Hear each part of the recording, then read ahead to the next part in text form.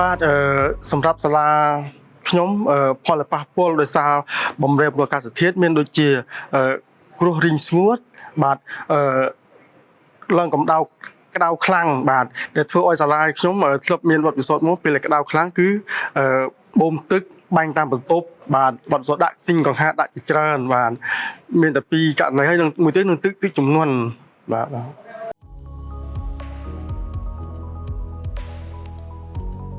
បាទក្នុងការបំពេញ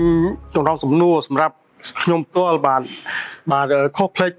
ពីអត់ទាន់បានមកសិក្ខាសាលាបាទពេលស្ដាប់រយៈពេល2ថ្ងៃនេះធ្វើខ្ញុំយល់ច្រើនពីរបៀបបំពេញតារាងជំរឿនអំពីការបំរែបំរួលអាកាសធាតុបាទមានការយល់ច្រើនអាចធ្វើបានបាទ